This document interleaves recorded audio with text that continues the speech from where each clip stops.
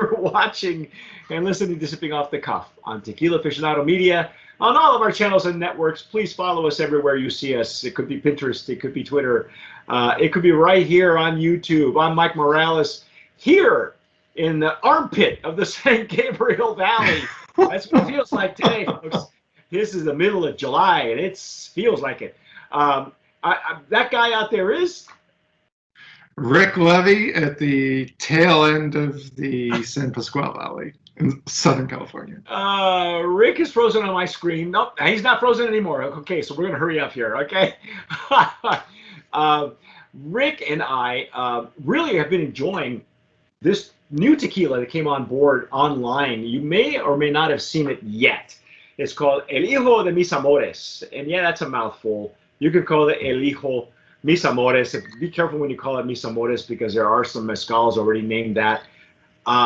We flipped over the Blanco. It is just a solid Blanco, well made. This is the Reposado. I like this color, Rick. That's a nice deep. At least it looks deep, like an amber. Yeah. It's 6 months in used oak.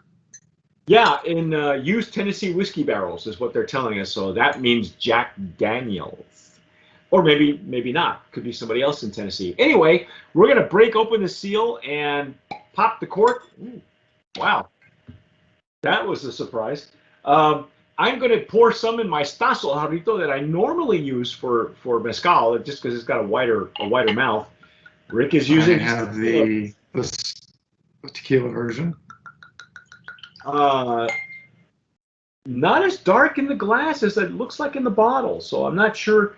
Again, there are labels that play tricks on your eyes, I think, and I think red does that with, lately a lot of the Reposados have a red label on it or red highlights or something on the label, and they make the liquor look a little darker, in my opinion, but that's okay. Or maybe it has something to do with the shape of the bottle and light refraction.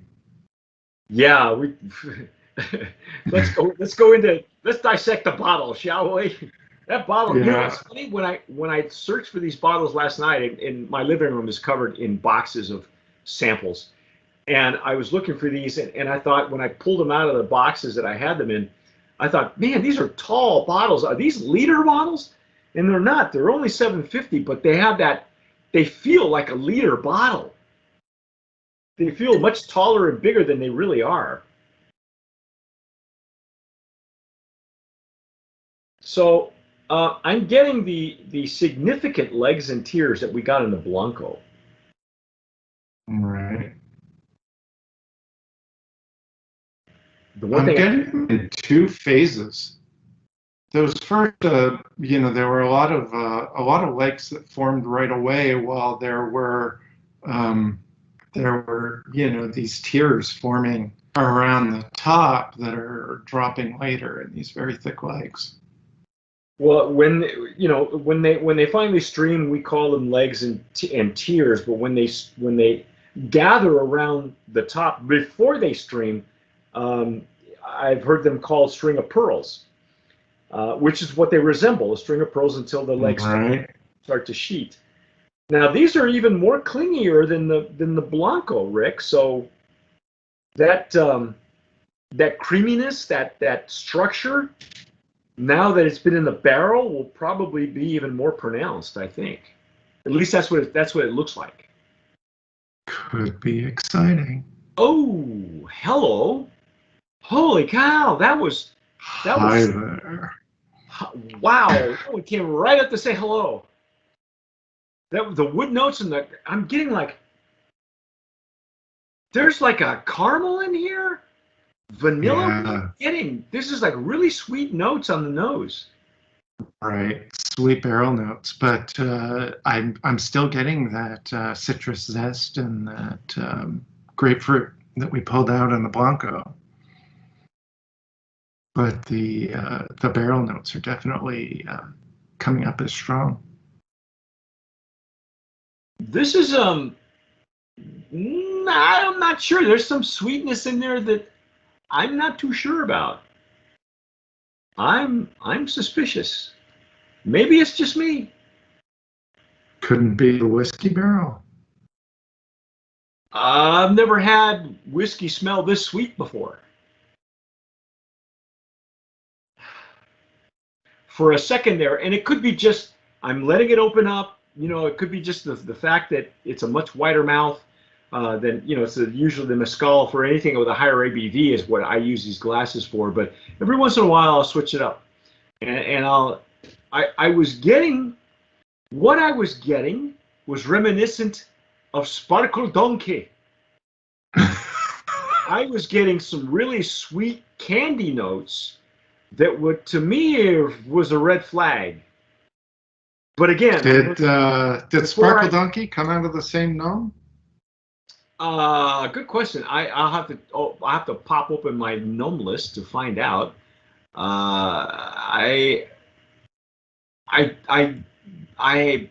don't think so, but I could be wrong. It's been a while since I go back. No, that's the same gnome. Okay, well, okay. All right, put on your Shrek voice and say it again. Sparkle Donkey. Sorry, but let me just preface this. I'm not going to go over the deep end on this yet.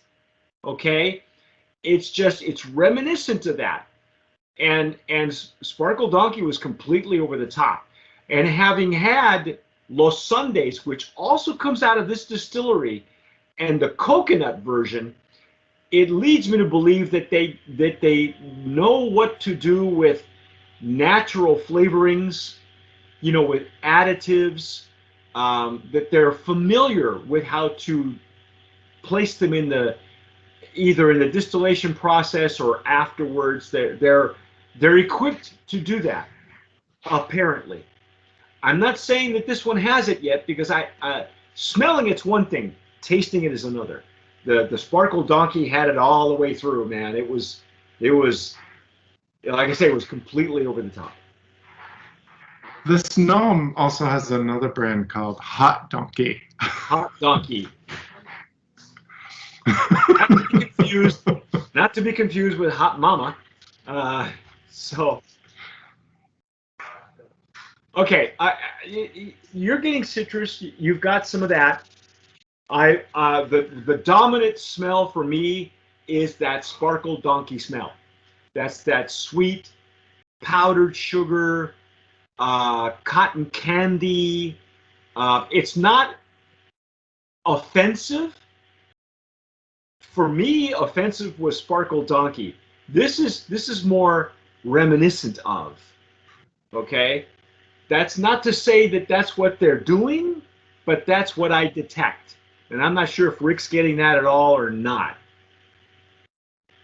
Yeah, it's not jumping out at me the way you're saying it is for you, but we are using different vessels here. Well, and it's opening up. Maybe on the initial aroma, these things open up in phases, folks. They bloom in phases, just that's why they call it a bloom, like a rose. It looks different as a bud. It looks different as when it completely unfurls, it doesn't look anything like it did as a bud.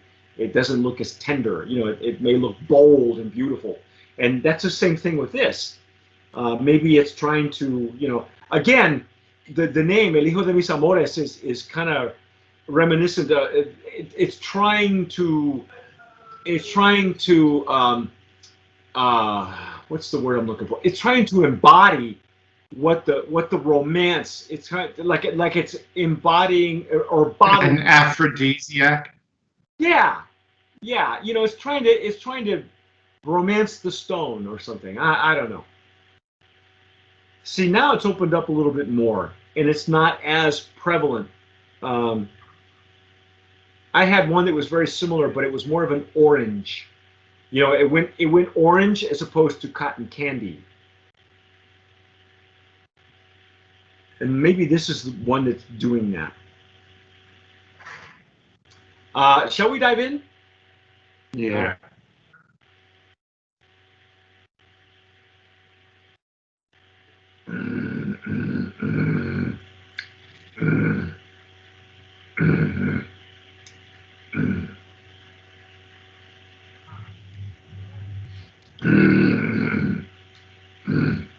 No. This is did you get it on the palate? The cotton candy? The sweetness? I didn't get it. Okay. I did.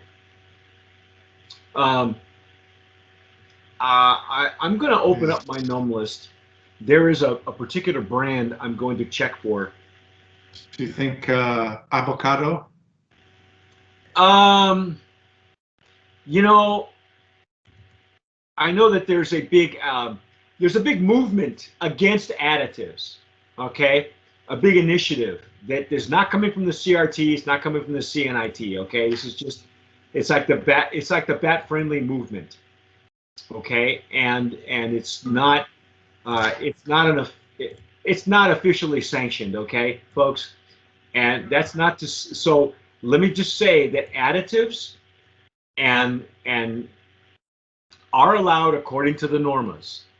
And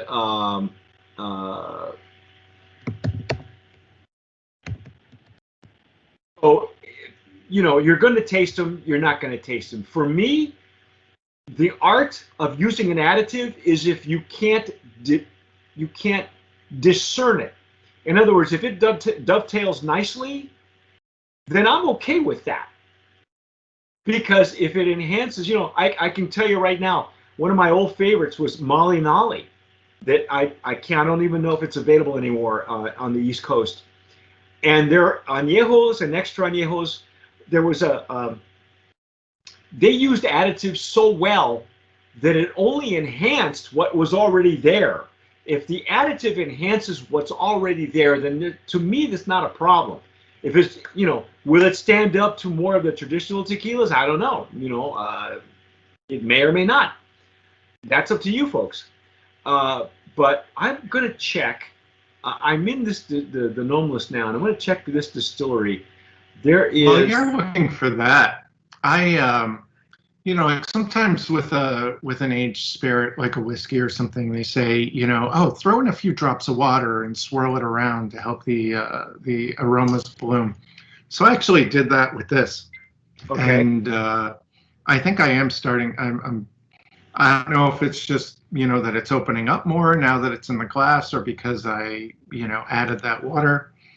But I think I am starting to pull out that sweetness you were talking about. Yeah, it's very sweet on the nose. So it's definitely, for me, it's definitely an additive. And I'll tell you that I had some experience with another brand called La Vida de Louis that comes out of this distillery. And they had, I don't know if Rick, I don't think you and I tasted that one together. I haven't had that. But it had a very distinctive candy / orange aftertaste to the Reposado and the Añejo. And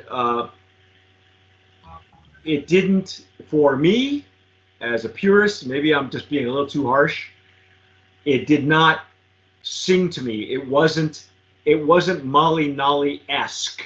In other words, the additive didn't add anything to the final flavor profile. It actually dominated. And I'm just not into, if you're going to put the additive to dominate, I'm looking for whiskey barrel notes, and I'm not getting it. And maybe maybe it's the glass I'm using, because the average person is not going to have this glass. The average person is going to put it in a cocktail, unless you're one of those guys that puts it in a snifter. And to be fair, I did not have this in a snifter last night. I don't know. I won't know till I do that later. But I can tell you right now, it is a bit lighter. It's not as aggressive as La Vida de Louis. That one was, again, just a hair under Sparkle Donkey, but not over the top. And this one's even under that. This one's under Vida de Louis. I wish there was a way for them to figure out to allow the whiskey notes, because legally whiskey barrels are only allowed to be used one time. That's it. Then they got to sell them on the aftermarket. And are you getting any whiskey notes? Because I'm not getting any. No, what I'm finding is an emerging floweriness.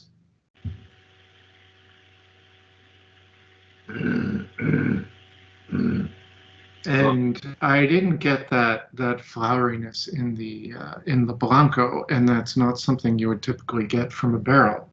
No. Now, I'm finally it's finally opening up for me. I'm just letting it, I'm swirling it.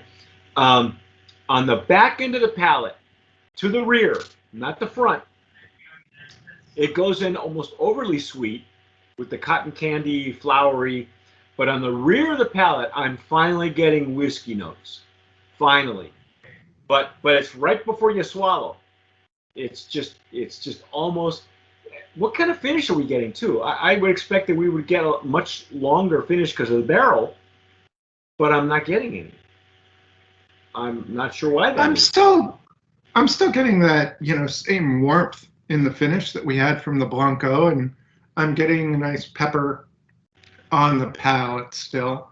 There could be some barrel spice augmenting that for me. I'm not getting any cloying sweetness. Yeah, don't get me wrong. It's not coating. It's not coating my palate in an offensive way. So, as you're saying, there's some aspects that could be suspect in terms of they might be using additives, but I'm not finding anything offensive in it. Okay. Well, again, to me, the most offensive over-the-top one was Sparkle Donkey. That was, and I've said this before, I've gone on record saying it. Sparkle Donkey to me was like if you've ever been to the supermarket and somebody drops a bag of sugar by accident and it bursts open. You get that poof, you get that puff, you get stuck in that toxic poof of powdered sugar, and it goes right up your nose. And that's what Sparkle Donkey did for me. And La Vida de Louis, I just couldn't get behind that orange sweetness, cotton candy sweetness. This one is a lot more subtle. So I'm gonna go with it's not offensive. But I wish there were more. I wish that the whiskey notes were more balanced. See, that's why I'm not getting a balance of the additive with the whiskey notes. If there was a balance, like there was with Molly Nolly and that with their añejo and extra añejo, I'm down with that. I'm good with that. But I'm not getting it with this. But it's also not offensive. I can see where the female version of I should probably let's just go into the ins and outs on this thing because we've been dissecting it really quickly here. Known 1438, Destiladora del Valle, one of the more reputable distilleries and maquiladoras in the business.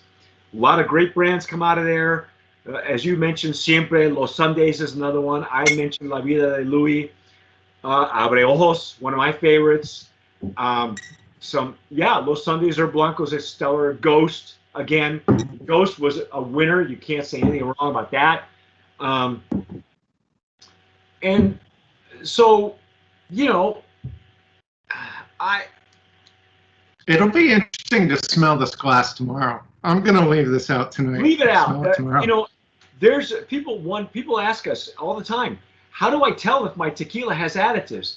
Well, this is not a scientifically proven because you have to actually do like chromatography or that only the CRT and every laboratory that has that every lab every distillery as of 2006 has to have a laboratory on site. Okay, so some of those laboratories have the facility to take that chromatography. I guess that's what you call it. I may be saying it wrong, but they'll be able to tell you how they do that on purpose to find out how much of the sugars are actually coming from agave versus, bags of sugar, because 51-49, 51% agave, 49% other sugars. If it's less than that, that's against the law, against the normas. If you're saying it's 100% agave, you better prove it. It's got it, and that's how they do it. So they can tell if it has additives. For me, here's my acid test. Really simple. You don't need a machine. You don't need anything. Take your glass, whatever you're using. If you're using a Glencairn or Jarrito, have some of that Reposado tonight, and then don't wash your glassware. Let it sit overnight and dry up. If you go back to it, you'll be able to smell one of two things. You'll either smell barrel notes, it'll smell just like the inside of a barrel, or you're going to smell an additive. And be aware, if you're smelling French oak, you're going to get French oak notes. And French oak is a completely different animal. That's going to smell like, it's going to be sweet, it's going to smell like dark chocolate, it's going to smell like everything that you got in your drink, okay? French oak is a whole other animal. If you're using, if they're aging in Napa Valley barrels, you're going to get like grape notes. You're going to get wine notes that you didn't detect. Be aware of what it is. But if it ain't whiskey barrel notes, it ain't bourbon barrel notes, then that's what it is, folks. And that's what it's designed to do. Glycerin does that. It's designed to coat the palate. And glycerin is allowed. It happens naturally in distillation, but some barrels, I don't know if you've seen some cooperages that rechar the barrels and then they throw glycerin and they roll that barrel around so that the glycerin gets covered by cover the slats on the inside of the barrel. Interesting. Then they pour the juice in it, whatever juice it is, rum, brandy, cognac, whatever it is. That's up to you, Rick. I can't. Our rule here at Sipping Off the Cuff is if one of us thinks it's brand of promise worthy, then it's a brand of promise worthy. So, what do you think?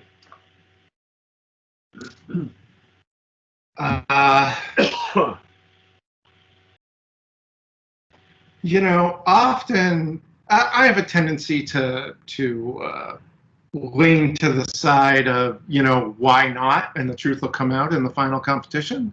Okay. But, I'm not exactly sure if this will stand up to our typical competition in this category.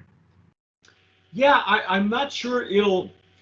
You know what? We're going to hold on. Even though there's nothing offensive to me here, and if your goal is to mix with a Reposado, as of right now, I would certainly mix with it.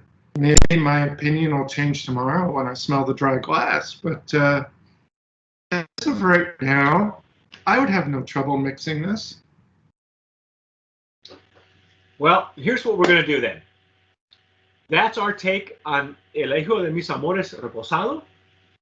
We're gonna hold off on our decision of whether we want it as a brand of promise or not, because I think we're gonna go to the Añejo and see how their technique stands up in the Añejo. If it does what it does for Molly Nolly, then I think we should nominate both the Repo and the Añejo together. But if it does the sparkle donkey dance, I'm done. As much as I really appreciate, first of all, I got to give thanks to El Hijo de Mis Amores and Tequilas Exclusivos LLC in Rosenberg, Texas, for making this happen. They moved heaven and earth to get these samples to me and Rick. Again, nothing offensive, but there's something there that you folks may or may not pick up. You probably won't. You probably just go ahead and have a great time with it. That's cool. I'm good with that. In the product sheets you got, did they give us any pricing? Any MSRPs? I didn't see any pricing on any of this, and I don't know if you've been able to dig up any. I wasn't able to find any online. I'm not even sure if it's just coming on the market right now, so there's no real pricing for it. Let me do this. Let me just, as a favor to Rodolfo, who made this happen, and the team at Mis Amores, por la intimidad de los amores, por la irresistible pasión que se funde en el nacimiento de una nueva forma de amor, el Hijo de Mis Amores. Ay, qué romántico. It's so Anyway, That's our take. Stick with us. We're going to be right back with the Añejo expression. I'm Mike Morales here in Southern California. That guy out there is Rick Levy, also in Southern California. You've been watching and listening to Sipping Off the Cuff on Tequila Aficionado Media on all of our channels and networks. Please subscribe to us if you're watching us on YouTube. Hit the notification bell. Give us a like because it does help the algorithm. But whatever you do, tomar sabiamente. Sip wisely.